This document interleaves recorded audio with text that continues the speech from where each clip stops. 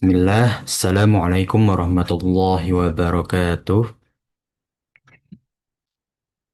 Waalaikumsalam warahmatullahi wabarakatuh. Alhamdulillahi wa kafa, wassalatu wassalamu ala rasulillahi mustafa, wa ala alihi wa ashabihi, wa man tabi'ahum bi ihsanin ila yaumiddin, amma ba'd. Insyaallah di pertemuan pagi hari ini kita lanjutkan ya para jemaah sekalian pembahasan kita dalam kitab hadis Arba'in Nawawi yang mana kita melihat ya hadis-hadis utama yang mana dikumpulkan oleh Imam Nawawi rahimahullah taala ya. Kita melihat bagaimana syariat-syariat Islam mengatur setiap urusan seorang mukmin, seorang muslim dari pondasinya, tata cara beramal ya.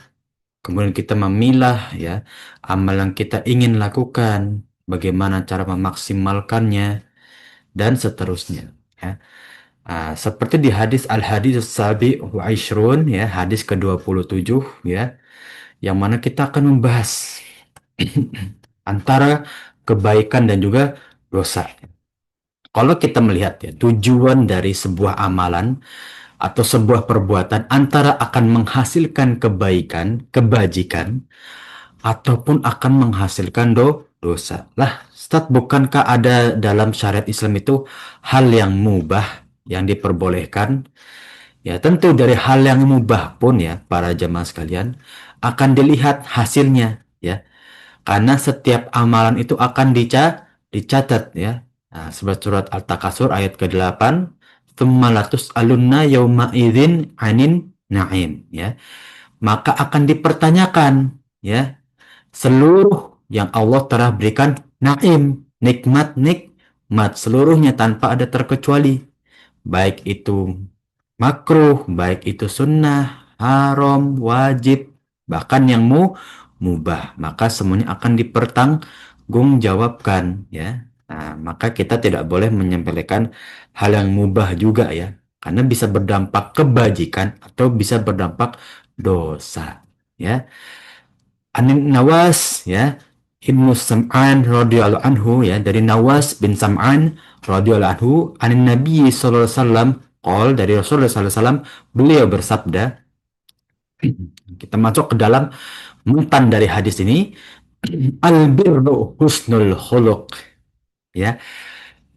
Kebaikan, kebajikan itu adalah bentuk dari akhlak yang mulia. Atau bisa kita bilang ciri-ciri awal dari kebaikan adalah akhlak yang dipandang mulia. Siapa memandang?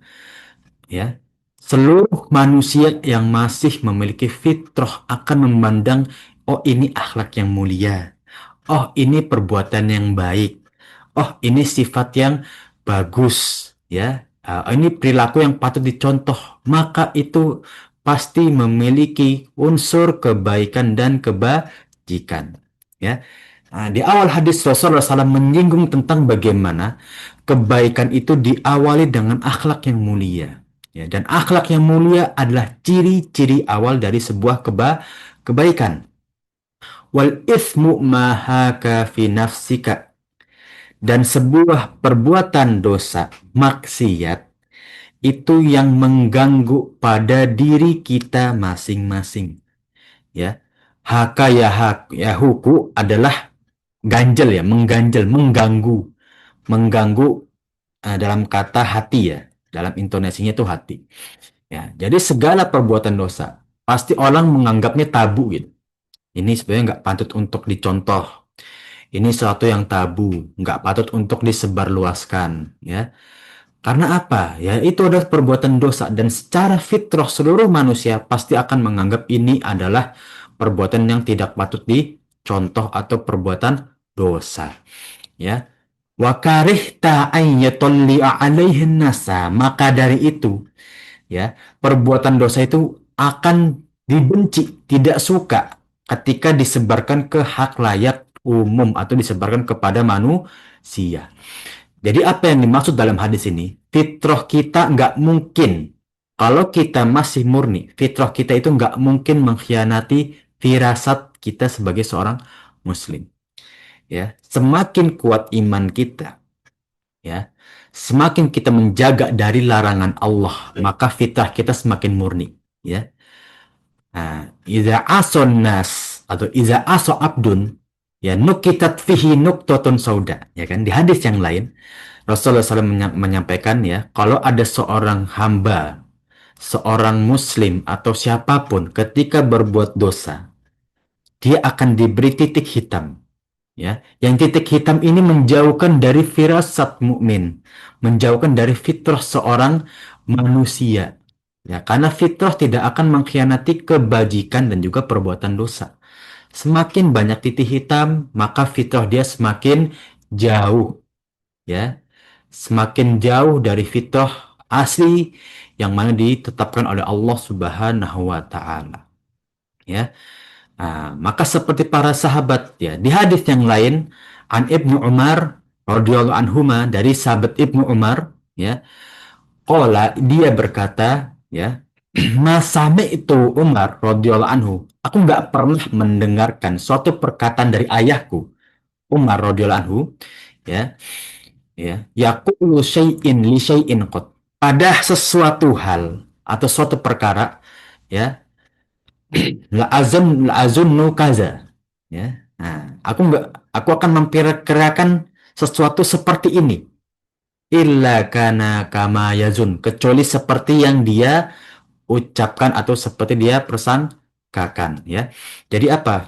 Para sahabat mereka itu mempunyai firasat-firasat, ya, karena keimanan mereka kuat, firasat mereka akan dekat dengan fitrah, ya, seperti sahabat Umar, kata anaknya beliau, ya, ketika Umar berprasangka seperti ini, seperti itu, berpendapat seperti ini, seperti itu, maka aku nggak pernah melihat hal tersebut kecuali akan terjadi. Ya, Masya Allah, ya. Sebegitu besarnya, ya, kita menjaga fitrah kita, ya. Sebegitu besarnya seharusnya kita menjaga fitrah kita agar apa? Kita bisa melihat, ya, ini baik atau buruk, ya. Ya, kita memayis, ya kan? Ketika kita sudah balik, kita diberi sifat oleh Allah itu tamyiz, bisa membedakan baik dan juga buruk. Yang mana lebih kita sempurnakan, yang mana harus didukung dengan fitrah sebagai seorang muslim. Yang kita jaga fitrah kita agar hati kita nggak ditutupi oleh titik hitam yang menjauhkan kita dari fitrah. Jagalah iman dan takwa kita. Nah, maka kita akan terjaga, ya. Walaupun naudzubillah min zalik, di antara kita ada yang melakukan perbuatan dosa atau kemaksiatan, namun kita tahu, ya, oh ini tuh sebetulnya nggak baik, ya, aku akan menutupinya dan aku nggak bakal sebarkan, ya. Yang naudzubillah min zalik, ya, pada zaman sekarang, ya, sudah banyak, ya, baik yang muda, yang sudah dewasa, yang masih kecil, ya, mereka sudah terbiasa dengan kultur yang kurang baik atau adat yang kurang baik, ya. Yang mereka beranggapnya ini budaya yang zaman sekarang, mengikuti budaya perkembangan zaman, ya. Nah, namun tidak seperti itu dalam Islam, ya.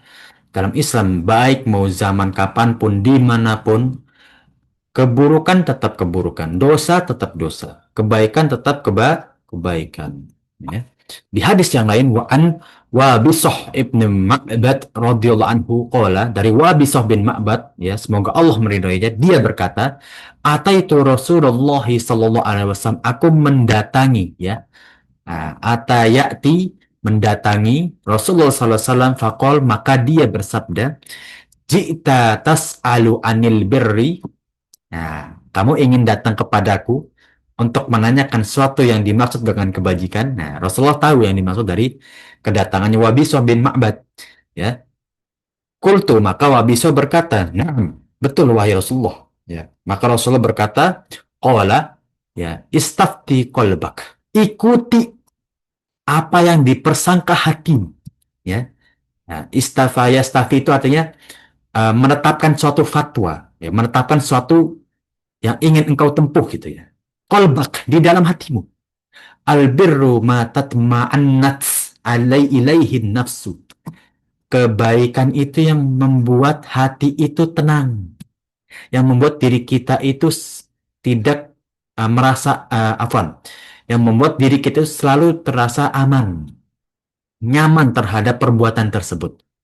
Watma'anna ilaihil qalbu, dan yang mana hatimu itu menerima, nyaman juga. Nah, maka Rasul di hadis yang mendukung dari hadis yang pertama dari Nawas bin Sam'an, bahwa yang disampaikan kepada Wabisah bin Ma'bad, bahwa setiap kebaikan itu membuat diri kita itu nyaman, membuat hati kita itu tenang. Wal ismu mahaka fin nafsi, dan sebuah perbuatan dosa itu yang mengganggu, mengganjal pada diri kita, wataraddada fis sodr, dan secara fitrah, secara naluri kita, sodr itu hati ya, atau naluri, itu sebenarnya kita menolak. Secara akal itu sebenarnya kita mikir, ini bukan kebaikan. Kalau bukan karena hawa nafsu, kalau bukan karena paksaan, atau mungkin dari fitnah yang lain, uang, tahta, wanita yang ia kejar, dia tahu ini perbuatan buruk. Maka inilah pasti ciri-ciri perbuatan maksiat atau dosa, ya. Jadi sebetulnya para jamaah sekalian, perbuatan dosa, maksiat, kebaikan, pahala itu jelas. Ya. Wal halala bayyinun wa harrama bayyinun. Ya kan? Nah, di hadis yang lain Rasulullah menyampaikan bahwa yang halal itu jelas, yang haram itu jelas. Ya, sama seperti kebaikan dan juga keburukan. Jelas dalam hati kita pasti kalau fitrah kita masih baik, kita tahu ini keburukan. Ya. Nah, in aftakan nasa wa aftuk, ya. Nah, dan juga sampailah kepada manusia seperti yang aku sampaikan kepadamu, ya. Nah, ini perintah untuk amar bin ma'ruf wa nahi anil mungkar, ya, bahwa kita diperintahkan, ya, menyampaikan, ya. Nah, apa yang aku berikan kepadamu sampaikanlah juga kepada manusia, ya. Nah, nah, inilah bagaimana perbuatan itu, ya, uh, kita bisa melihat kebaikan keburukannya, ya. Wa in aftaka afan, ya, ini bukan fatwa, ya, bukan fata yafta, ya. Wa in aftakan nas wa aftuka, ya. Dan juga sebagaimana manusia memandangnya, ya, menetapkannya, ya. Orang tuh, ya, para jamaah sekalian pasti akan gelisah, ya, ketika ada perbuatan yang tabu, hak-hak layak umum, ya, atau ya bahkan di media sosial, pasti orang akan memberikan fatwa atau apa, akan menetapkan ini perbuatan yang buruk, ini perbuatan yang baik. Semua orang pasti akan menetapkan ketika fitrahnya, ya, sudah merujuk nggak nyaman, oh ini perbuatan dosa, atau merujuk pada ini perbuatan tabu gitu, oh ini nggak baik, ya. Nah, walaupun yang disampaikan itu bentuknya mungkin kebenaran, tapi tata caranya nggak tepat, pasti ada ganjel dari diri kita. Iya sih yang dia omongin benar, tapi nggak gini caranya. Kan gitu ya ada ya. Kadang di dalam hati kita gitu. Kita mau membantah, tapi yang disampaikan benar. Tapi di sisi lain, cara menyampaikannya kurang tepat. Atau sebaliknya, cara menyampaikannya tepat, tapi yang disampaikan kok nggak nyaman dalam hati kita ya. Walaupun ya mudah diterima untuk hak layak umum dan faktanya seperti itu, tapi dalam hati kita seharusnya nggak seperti ini ya. Itulah bagaimana kita menjaga fitrah kita dalam menentukan suatu amalan. Ya, ketika seorang Muslim ya bisa menjaga iman dan takwanya, dia pasti akan menuntun suatu amal itu langsung terpisah. Ini perbuatan dosa atau maksiat, ini perbuatan baik atau pahala, pasti akan menuntun langsung. Ya, dengan syarat fitrahnya masih murni, belum banyak titik hitam. Ya. Nah, kita masuk ke faedah dalam hadis ini ya. Ibnu Hajar Al-Haytami berpendapat hadis ini termasuk jawami'ul kalam ya. Yang kita sering ulang-ulang, jawami'ul kalam itu satu kata atau satu kalimat namun maknanya banyak ya. Bahkan termasuk yang paling singkat ya. Kalimat atau kata albir, kebaikan, itu mencakup seluruh amalan dan juga perihal-perihal mubah. Ya, seperti tadi Anda sampaikan di awal, kita tahu ini mubah ya, para jemaah sekalian. Kita tahu ini HP nih, ini mubah. Tapi kita tahu dengan HP yang mubah ini bisa membawa kepada perbuatan dosa atau perbuatan kebaikan, ya. Terutama pada zaman penuh fitnah ini, ya. Nah, mungkin pada zaman sekarang yang lebih ngerti ya, ketika mendidik anak, ya, HP ini kan seperti pisau bermata dua, ya. Anak dipakai untuk menonton YouTube, misalkan cara tata cara sholat, sifat sholat Rasulullah misalkan, atau bagaimana Rasulullah SAW menuntut ilmu bersama para sahabat, itu menjadi kebaikan.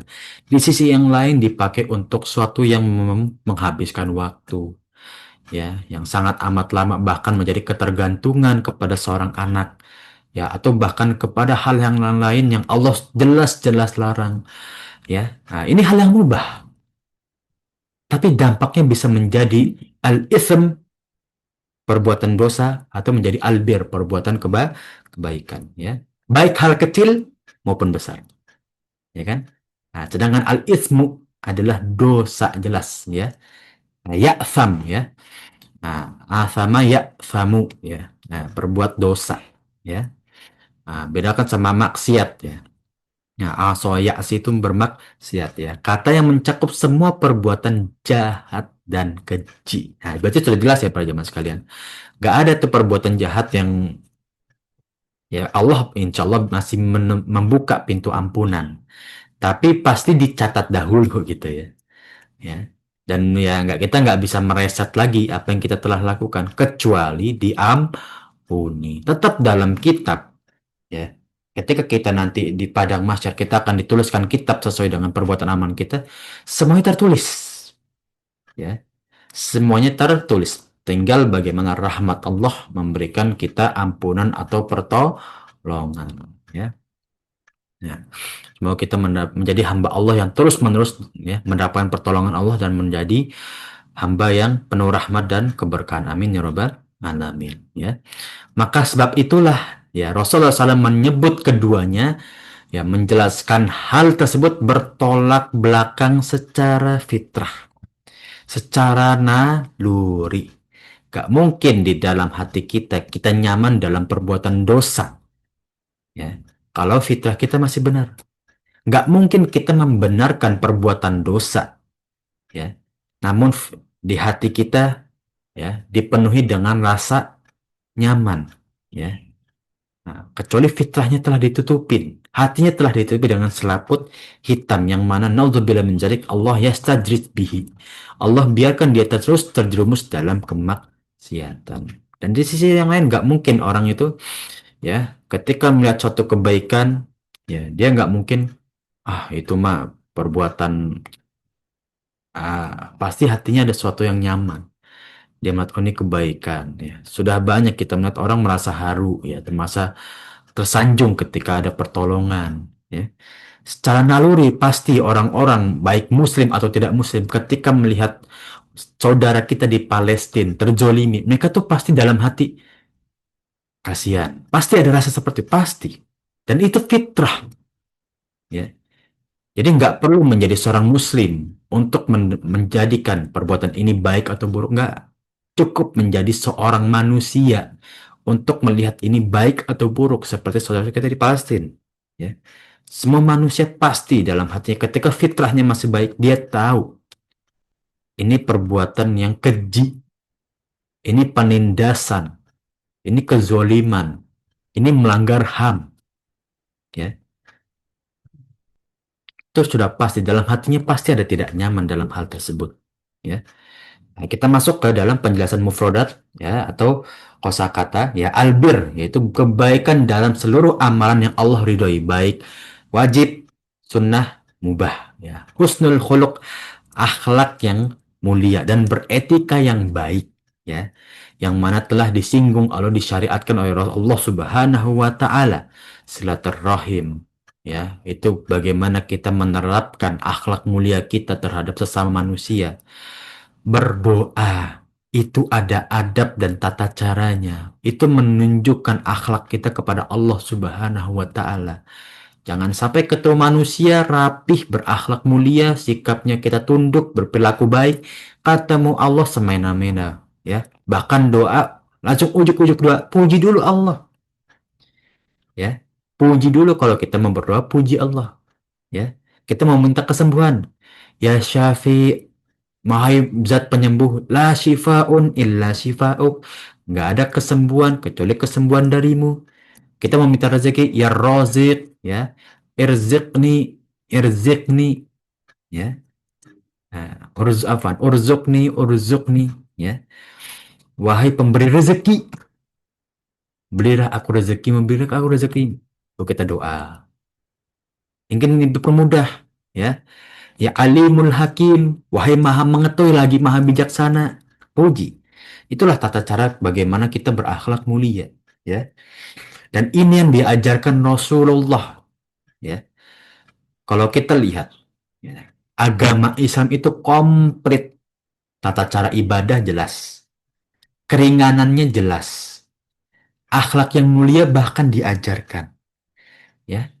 Kita berperilaku kepada manusia dan juga kepada Allah, hablum minanas wa hablum minallahnya harus dijaga keduanya, ya. Jelas-jelas, ya. Nah, tinggal bagaimana seorang muslim mempraktekannya. Yang ketiga, al-ithmu, dosa, ya. Segala perbuatan keji dan juga dilarang oleh Allah Subhanahu wa taala, ya. Baik itu mubah, makruh atau haram. Maha kafi nafsika, yang membuat hati itu gelisah dan bimbang, ya. Ya, ketika orang belum memayis, dia akan mikir, ini apa ya? Kok kayaknya nggak nyaman dalam hati saya ya? Saya butuh, tapi nggak, nggak, nggak etis gitu ya. Saya butuh, tapi ini nggak patut untuk dilakukan, ya. Nah, maka hatinya itu makin sesak-sesak dan, ya, melanggar fitrahnya, ya.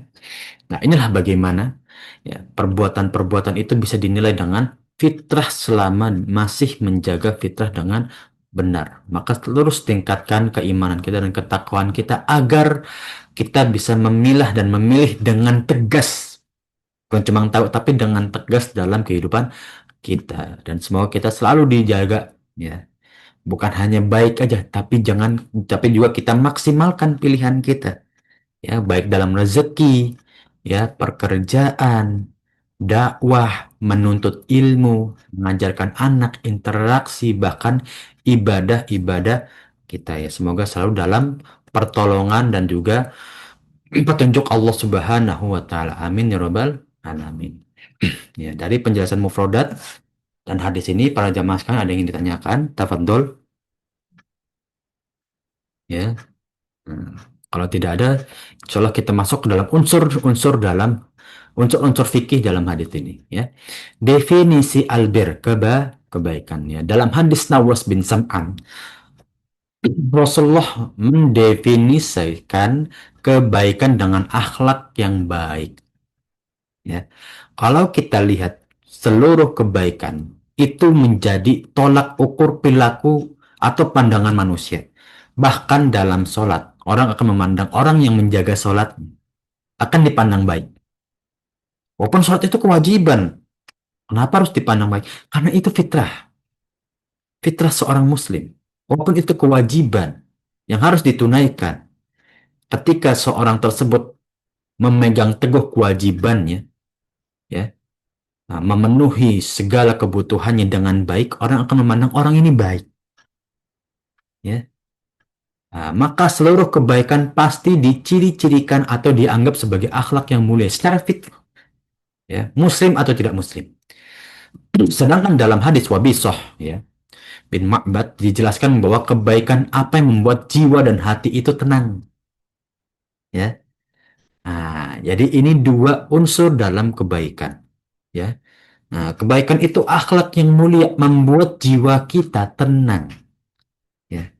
Secara fitrah itu kita akan menunjukkan bahwa ini perbuatan yang baik, patut dicontoh, ya. Bukan hal yang memalukan atau tabu, ya. Maka kita bisa lihat ada dua makna, ya. Nah, ini dibagi, ya. Kalau kita mau membagi, tapi kalau disatukan pun nggak masalah, ya. Namun dalam tafsir ini dibagi. Mari kita lihat bagaimana tafsir Al-Wafi membagi, ya, dari kedua hadis tersebut. Maksud dari kebaikan berbuat baik adalah berbuat baik ketika bermuamalah. Nah, perbuatan baik atau kebaikan, seluruh muamalah katanya kita lakukan dengan perbuatan atau perilaku yang baik, sikap yang mulia, itulah bentuk kebaikan. Ya, baik dengan tata caranya atau dengan niat kita dan juga apa yang dijadikan atau dihasilkan. Seluruhnya harus dilihat, nggak cuma dengan tata cara, tapi niat kita buruk, naudzubillah min dzalik. Bukan cuma niatnya yang baik, tapi tata cara juga harus benar, ya. Jadi semua interaksi kepada manusia ketika menghasilkan kebaikan dengan tata cara yang baik, niat yang baik, itulah bentuk kebaikan, ya. Nah, seperti birrul walidain, ya, berbakti kepada orang tua, ya. Siapa sih yang orang nggak tersentuh, ya, ketika melihat seorang anak berbakti kepada ayahnya, ya, dan juga sebaliknya kedua orang tuanya menyayangi anaknya. Siapa yang tidak menyentuh? Ya, bahkan bukan kepada orang tua aja, kepada orang lain ketika kita santuni, ya, ketika kita berbuat baik, ya, seperti anak yatim, tetangga, orang akan memandang orang ini baik, ya. Ya. Dan di hadis yang lain dari Bahs bin Hakim, ya, dari kakeknya, wahai Rasulullah, siapa yang paling berhak untuk aku pergauli dengan baik? Siapa yang paling berhak untuk aku bersikap baik? Pertama kepada ibumu, kemudian terus menerus kepada ibumu, sampai kemudian siapa kepada ayahmu, kemudian siapa lagi kepada kerabat terdekat, ya. Nah, itulah bagaimana interaksi awal yang terbaik, ya. Maka ketika menjadi anak, ya, bersikaplah yang terbaik kepada kedua orang tua bagaimanapun caranya, ya. Nah, baik untuk melaksanakan atau untuk menghindari, gitu, ya. Dan juga bagi orang tua, ya, mengajarkan kepada anak yang terbaik juga, ya. Karena anak itu investasi terbesarnya orang tua. Ya, sering kita ulang-ulang, ya, tiga amalan yang tersisa bagi seorang hamba ketika sudah wafat, ya. Amal jariah, ilmu bermanfaat, dan juga akhlak anak yang soleh. Nah, ini sebagai bagaimana ketika ayah atau ibu mengajarkan anak agar bisa dituai nanti, ya. Kemudian dalam Musnad Imam Ahmad, ya, kita akan tidak akan menyebutkan seluruhnya, ya, karena waktu, ya. Kebaikan itu sesuatu yang mudah, yang memberi kebahagiaan dan juga keceriaan, ya. Santun untuk berbicara, orang tuh nggak bakal tabu ketika diomongin perbuatan tersebut, karena apa, ini kebaikan, beda sama keburukan. Keburukan diomongin orang, ih, ini orang nggak malu ya ngomongin begitu, ya. Nah, pasti ada rasa seperti itu, ya. Nah, dan juga apabila albir, kebajikan, diiringi dengan taat kepada Allah, takut kepada Allah, ya, maka dia akan terus menerus, ya, ketika berbuat, oh jangan, ini Allah larang, ini Allah lihat nih saya berbuat, ya, kita lagi belajar ini Allah catat ini, ya, niat kita lagi belajar Allah catat ini, ya. Nah, maka kita akan maksimalkan dengan amalan kita, ya. Karena ketika kebaikan perbuatan kita diiringi dengan niat yang baik karena ketakwaan kita, maksimal sudah yang Allah berikan berlipat-lipat ganda dalam pahala kita. Yang mana kita berharap hasilnya pun menjadi hasil yang terbaik yang bisa digapai banyak manusia. Ya, wa ta'awanu 'alal birri wat taqwa, maka saling tolong menolong, mengajak dalam kebaikan dan juga ketakwaan, ketaatan kepada Allah. Dan juga maksud yang kedua di hadis yang kedua tentunya dari, ya, wa Bishr bin Ma'bad, ya, kebaikan adalah semua ketaatan baik nampak maupun tersembunyi, ya, ketaatan kepada Allah, ya, semua yang kita yakini, ya, kebaikan, ya, itu bentuk ketaatan kepada Allah. Kalau kita mau melihat, ya, seluruh amalan, ya, itu pasti akan membedakan, dan Allah akan membedakan ini kebaikan, ini keburukan, ini ketaatan, ini kedurhakaan, ya. Maka seluruh amalan mubah, wajib, ini haram, ini makruh, ini sunnah, kita taruh pada tempatnya. Itulah bentuk kebaikan, ya. Silaturahim, sunnah muakkadah, kita laksanakan. Khamar, haram, kita tinggalkan. Ya. Ghibah, haram, kita tinggalkan. Sholat wajib kita laksanakan terus-menerus. Inilah bentuk kebaikan yang mana menunjukkan ketaatan kepada Allah Subhanahu wa Ta'ala. Ya. Kemudian unsur fikih yang kedua, ya, mengetahui atau menunjukkan kebenaran itu termasuk fitrah. Ya, Rasulullah bersabda, kebajikan adalah sesuatu yang mendatangkan ketenangan hati dan jiwa. Ya, fitrah kita menunjukkan ini nih perbuatan yang baik. Ini nih perbuatan yang patut dicontoh, diterima oleh hati kita. Inilah bentuk kebaikan. Ketika fitrah seorang muslim masih murni, kita akan mengetahui ini nih perbuatan patut untuk dicontoh. Ya, ini perbuatan adalah sesuatu yang bagaimana kita harus menirunya. Ya. Nah, inilah bagaimana fitrah kita nggak mungkin mengkhianati selama kita tidak dilaknat oleh Allah Subhanahu wa taala. Wa yuzubillah min dzalik. Ya. Dan dalam surat Ar-Rum ayat 30, ya. Nah, bacalah oleh kalian ayat-ayat Al-Qur'an ini, ya. Nah, fitrah Allah yang Allah tetapkan menciptakan manusia menurut fitrah, ya. Jadi Allah ciptakan manusia ini fitrah, ya, yang mana menuntun, ya, ke dalam tamyiz, bisa membedakan dalam segala hal, baik buruk halal haram, ya, jelas, ya. Namun yang membuat fitrah orang rusak itulah kemaksiatan yang ia terus-menerus lakukan, ya, sehingga kemaksiatan bukan menjadi hal yang tabu atau bahkan dipamerkan. Wa iyadzubillah min dzalik. Contohnya apa? Alla bidzikrillahi tatma'innul qulub. Bukankah dengan kita berzikir mengingat Allah, ya, kita hatinya semakin tentram, ya.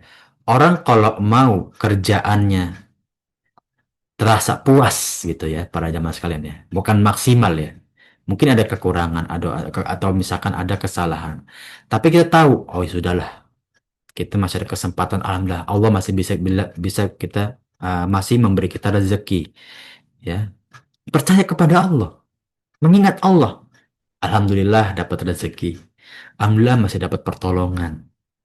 Ya, bismillah besok bisa lebih baik lagi. Terus ketika kita mengingat berzikir kepada Allah, ya, maka hati kita akan lebih tenang. Hati kita akan lebih stabil, tidak mudah tersulut oleh emosi, ya. Nah, inilah bagaimana kita mempelajari akidah, bukan cuma syahadat aja, kita praktekkan, ya. Kita tahu nama-nama Allah, tapi kita nggak praktekkan dalam kehidupan kita, ya buat apa? Ya, Ar-Rahmanir Rahim. Tiap hari kita baca 17 kali minimal. Tapi kita nggak tahu maknanya. Ini untuk apa? Ya. Nah, Maha Pengasih lagi Maha Penyayang. Kita tuh makhluk paling disayang. Banyak dikasih, nggak bersyukur durhaka. Ya kan? Nah, maka perbanyaklah kita alhamdulillah, alhamdulillah, bersyukur. Ya. Dan juga kita tahu kedudukan Allah sebagai zat yang maha kuasa tanpa ada kecacatan, sempurna. Subhanallah, subhanallah, subhanallah. Ya. Nah, kita masuk ke dalam unsur fikih yang ketiga, dua tanda dosa. Di hadis ini disebutkan dan mengerucut ke dalam dua tanda perbuatan dosa itu seperti apa. Yang pertama, ya, tanda dalam sifatnya, ya, yang mana itu mengganggu jiwa, ya. Nah, jadi dalam sifat uh, apa perbuatan dosa di dalam diri kita, pasti kita menolak, pasti kita menganggap ini perbuatan yang tidak baik gitu ya, perbuatan yang mengganggu fitrah kita, ya, baik itu membuat bimbang atau membuat tidak nyaman atau bahkan kita, aduh udah dah kita jauhin aja, ya, pasti ada, ya. Nah, dan yang kedua tanda dari fisik kita, ya, yaitu orang nggak suka, ya, orang kalau ngomong dosa kebanyakan, ya, tapi naudzubillah jangan, ya. Nah, kalau berbuat apa, menyebarkan maksiat apa, orang dengar juga, ini orang berbicaranya kurang baik ini. Ini bukan suatu hal yang patut untuk dibicarakan di halayak umum. Ini bukan suatu perbuatan yang patut untuk ditiru dan seterusnya. Ya, pasti dalam kita, ya, melihat suatu perbuatan, ya, baik secara hati kita atau penolakan, ya, secara syariat itu pasti dilihat ini perbuatan baik atau buruk. Hati kita menolak, syariat juga melarang. Nah, udah pasti, ya. Itu perbuatan dosa, ya. Nah, meninggalkan fatwa yang keempat karena bertentangan dengan suara hati, ya. Meninggalkan suatu yang mana perbuatan tersebut ya nggak sesuai dengan sifat kita, nggak sesuai dengan fitrah kita ya. Nah, karena ketika seseorang mengatakan sesuatu ya, berfatwa ya, itu melihat secara lahiriah, secara batin juga gitu ya. Gak mungkin orang atau hakim atau kodi ya memutuskan sesuatu ya, tapi hatinya misalkan ini keputusan kayak kurang kurang baik, ini keputusan kayaknya kurang tepat, pasti ada ganjalan. Sedangkan seorang muslim mengetahui kondisinya, mengetahui fitrah dia ya, atau mengingkarinya ya, itu di lapangan dada ya, itu di lapangan dada oleh Allah Subhanahu wa taala ya. Nah, karena Allah telah memberikan kita fitrah, tinggal bagaimana kita menuruti fitrah tersebut ya. Nah, maka di sini ya Imam Nawawi berkata, jika seseorang didominasi dengan sesuatu yang haram, ya, maka dia akan melakukan sesuatu, ya, maka dia akan berperilaku juga terhadap sesuatu yang buruk juga, ya. Ya. Jadi satu keburukan itu berkesinambungan para jemaah sekalian. Nauzubillah min dzalik. Makan dari yang haram, ikut ke anaknya, ikut ke istrinya, ikut ke teman kerjanya, ke kulturnya, kebiasaannya haram, ya. Maka hilangkanlah segala yang haram dalam diri kita. Yang nanti ujung-ujungnya lain itu mendapatkan syubhat, dampaknya menjadi buruk, ya. Nauzubillah min zalik ya. Nah, kemudian kita lanjut ya ke unsur fikih kelima ya, mukjizat Rasulullah ya. Di dalam hadis Wabisah, beliau sebelum berkatanya Wabisah ya, namun Rasulullah tahu. Sebelum datang beliau udah tahu ya, engkau datang kepadaku untuk menanyakan kebaikan atau bertanya tentang kebaikan ya. Inilah bagaimana Rasulullah SAW itu memiliki mukjizat yang para nabi lain tidak miliki ya, dan setiap nabi itu kan diberi mukjizat sesuai dengan kebutuhan kaumnya ya. Nah, Rasulullah diberi kemukjizatan Al-Quran yang begitu indah ya, syair-syairnya seperti kebiasaan orang Quraisy yang sering bersyair ya, orang-orang jahiliyah para jamaah sekalian ya, mereka itu ya membayar biduan dan juga membayar orang penyair ketika mereka berfoya-foya ya, seperti malam sebelum perang Badar ya, mereka itu menyewa penyair ya, menyewa biduan untuk senantiasa berindah-indah ya, seperti lantunan lagunya mereka ya. Nah, inilah bagaimana Rasulullah SAW ya diberikan mukjizat juga Al-Quran yang begitu indah. Bahkan apa kata Umar ya ketika mendengar surat Maryam ya, apa ini ya? Mahada ya. Ini pasti bukan manusia yang mengatakan hal tersebut. Ya, maka terketuklah hati Umar dengan hidayah ya, taufik ya dari Allah Subhanahu wa taala melalui doanya Rasulullah ya. Karena Rasulullah pernah berdoa ya, berikanlah hidayah kepada kuatkanlah Islam dengan dua manusia ya, salah satunya Umar bin Khattab ya. Nah, itulah bagaimana ya kita melihat mukjizatnya Rasulullah ya. Nah, maka salah satunya yang paling besar itu adalah Al-Quran ya, yang sampai sekarang dijaga oleh Allah Subhanahu wa taala. Ya, unsur fikih yang keenam ya, menempatkan manusia sesuai dengan posisi semestinya. Ya, sebagaimana kita menempatkan diri kita, ya kita layaknya dalam hal seperti ini. Ini tidak boleh melebihi batas, ini maksiat. Ini adalah perbuatan menunjang pahala dan seterusnya. Ya. Nah, yang mana Rasulullah SAW ketika melihat Wabisah, ya keheranan ketika beliau mengetahui maksud dalam hatinya dan beliau mengetahui hal tersebut ya, bahwa Rasulullah ini ya berbeda dengan diri kita ya. Rasulullah punya mukjizat ya, Rasulullah adalah salah satu utusan nabi terakhir ya. Nah, bahkan imamnya para rasul ya. Maka kedudukan juga berbeda ya. Maka dalam beberapa mukjizat tidak bisa kita samakan dengan nabi yang lain ya. Nah, yang mana kita tahu inilah kelebihan para rasul, yang mana para kaum Quraisy yang mengatakan rasul itu penyihir, pembohong, penyair. Ya mereka nggak tahu posisi mereka seperti apa. Ya, mereka merendahkan, mencela yang posisinya yang dicela ini jauh di atasnya mereka. Ya. Bahkan ketika di kejadian Isra, Rasulullah SAW itu mengimami para rasul yang lain. Ya, namun dicela oleh kaumnya sendiri. Ya, sungguh mereka adalah kaum-kaum yang durhaka wa billah. Ya.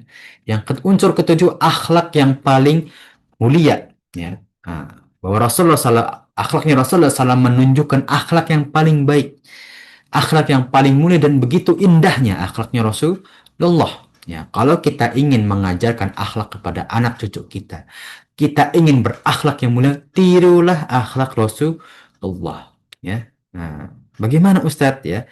Nah, mungkin para jamaah sekalian bisa lihat ya di video-video Anda di kitab Adabul Mufrad. Ya, itu ada beberapa hadis yang dikumpulkan oleh Imam Bukhari rahimahullahu taala tentang akhlak-akhlak mulianya Rasulullah yang telah kita bahas cukup panjang ya. Ya, bagaimana kita membahas dalam kitab Adabul Mufrad akhlak-akhlak mulianya Rasulullah ya dari awal tentang silaturahim, doa sampai bahkan dalam istinja, ya. Dalam mengetuk aja itu diajarkan oleh Rasulullah ya. Maka ya Allah Subhanahu wa Ta'ala menyanjung Rasulullah SAW melalui firman-Nya Allah di surat Al-Qalam ya ayat ketiga, wa inna laka la ajrun ghairu mamnun. Ya, sesungguhnya kamu itu benar-benar budi pekerti yang paling agung. Gak ada akhlak yang lebih mulia daripada akhlaknya Rasulullah ya. Dan juga di hadis Aisyah radhiyallahu anha ya, beliau berkata, akhlaknya Rasulullah SAW adalah Al-Quran. Yang mana di dalam Al-Quran kita diajari etika seluruhnya. Beribadah, ya, menyantuni anak yatim, ya, menyayangi orang yang lebih lemah, ya, memakai harta nggak boleh zolim, semuanya diajarkan, ya. Hmm. Bahkan didukung dengan hadis-hadis Rasulullah sampai begitu detailnya. Kita istinja diajarkan, ya, mandi pun diajarkan dengan benar, ya. Nah, mengajak anak kecil juga diajarkan dengan benar. Semuanya detail dalam syariat.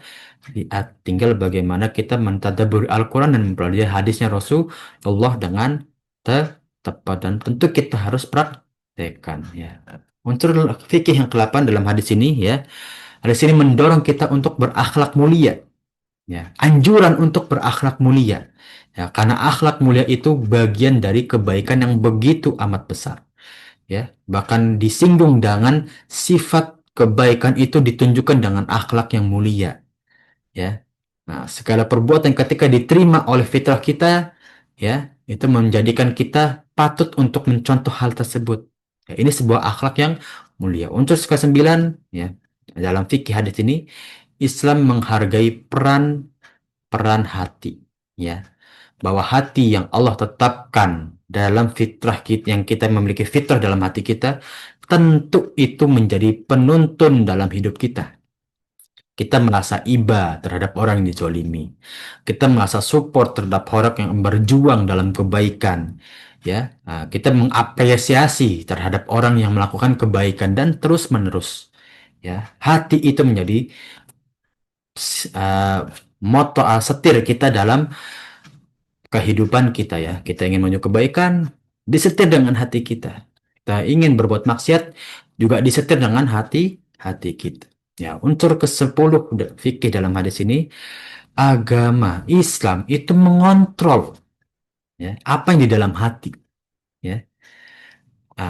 Di dalam hati kita tahu ini kebuan buruk, tinggalkan, sudah. Ya. Jangan kita lakukan. Ya, untuk apa kita berbuat kemaksiatan? Hati kita menolak. Perbuatan mubah tapi hati kita nggak nyaman. Tentu itu menunjang kepada suatu kemaksiatan. Ya, maka Islam sangat-sangat mengontrol perbuatan sesuai dengan tujuan hati dalam diri kita. Ya, sesuai dengan kenyamanan hati kita. Ya, kalau kita nggak nyaman, ya, ini perbuatan dosa. Ya, kalau kita nyaman dengan hal tersebut, lega terhadap perbuatan tersebut, ini menunjukkan suatu perbuatan kebaikan dan menunjang pahala. Ya, nah, kita masuk yang terakhir, ya, unsur fikih yang ke-11 dalam hati ini, ya, dalam hadis ini, agama Islam mencegah seseorang dalam perbuatan dosa. Hati kita nggak tenang. Tinggalkan. Allah kan kita udah tahu di sini ya para jamaah sekalian. Ketika kita bimbang terhadap suatu perbuatan dan fitrah kita mengatakan ini perbuatan dosa, wajib kita tinggalkan, tinggalin. Tapi kan manfaatnya banyak. Saya dapat harta begini-begini, saya dapat naik pangkat, saya dapat seperti ini. Tinggalkan. Hati kita nggak nyaman. Allah udah beri ciri-ciri ini perbuatan dosa, masih kita lakukan, silahkan. Ya. Ya.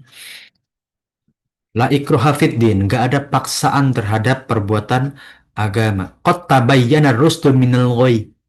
Ya, sudah jelas ya, hidayah dan juga suatu kesesatan, ya. Hmm. Maka ketika seseorang ya menunjuk kepada hidayahnya Allah, ya, ya, pasti hatinya akan tenang. Dan terhadap yang ghoi, yang sesat, ya, yang menjerumuskan, orang itu akan sempit, semakin sempit hatinya, ya. Dan semakin banyak titik hitam yang mendekatkan kepada laknat Allah Subhanahu wa taala. Wa izubillah min dzalik, ya. Berbeda dengan wad'u, ya. Ahkamul ins, ya. Hukum-hukum yang dibuatkan dengan manusia, ya, yang mengontrol dari luar, ya. Pencuri di penjara 5 tahun, ya. Tapi nggak melihat kondisi objek atau misalkan pelakunya seperti apa, ya. Nah, asal saja menentukan undang-undang atau hukum seperti ini, ya. Nah, namun kita nggak lihat secara hati. Ya, atau bahkan sebaliknya, hatinya itu ditutupi dengan hawa nafsu, akhirnya ditetapkan ya suatu peraturan ya atau undang-undang dengan hawa nafsunya, ya. Yang mana itu menekan di luarnya dan juga menekan hati orang yang memiliki fitrah yang benar, ya. Semoga kita senantiasa memiliki fitrah yang suci, selalu di pertolongan dan dimaksimalkan pertolongan Allah kepada kita, dan Allah menunjukkan kebenaran dan hidayah kepada kita di jalan yang lurus sampai ke surganya Allah Subhanahu wa taala. Amin ya rabbal alamin. Ya. Nah, sampai unsur penjelasan fikih dalam hadis ini para jamaah sekalian, ada yang ingin ditanyakan? Tafadhol. Ya, bagaimana kita melihat ya, fitrah kita ini sudah Allah berikan kesucian. Kita jaga dengan kita beribadah dan juga beramal soleh, menjauhi larangan Allah dan sesuatu yang tidak nyaman dalam hati kita, ya. Dan di sisi yang lain, kalau kita nyaman dalam suatu perbuatan, itu menunjang pahala, ya. Nah, itu bagaimana kita melihat perbuatan tersebut diridai oleh Allah Subhanahu wa taala, ya. Nah, kalau misalkan tidak ada pertanyaan para jamaah sekalian, ya, insya Allah kita akhiri ya pertemuan kita pada pagi hari ini, yang mana kita melihat ya, uh, ilmu yang kita dapatkan dalam pagi hari ini, insya Allah menjadi amal jariah kita di sisi Allah Subhanahu wa taala dan menjadi pembatal masalah kita di hari akhir. Amin ya rabbal alamin. Amin. Dan insya Allah ya kita bisa bertemu dengan umatnya Rasulullah Sallallahu Alaihi Wasallam, ya, sampai ke surganya Allah nanti dengan pintu yang kita inginkan dalam keadaan dosa-dosa kita telah diampuni. Amin ya rabbal alamin, ya. Nah, barakallahu fikum ya para jamaah sekalian. Ana minta maaf bila ada kekurangan atau kekeliruan dari yang kita bahas atau dari ucapan dari diri Ana yang kurang berkenan. Barakallahu fikum walhamdulillahirabbil alamin. Kita tutup pertemuan pagi hari ini dengan doa kafatul majelis. Subhanakallahumma wa bihamdika asyhadu an la ilaha illa anta astaghfiruka wa atubu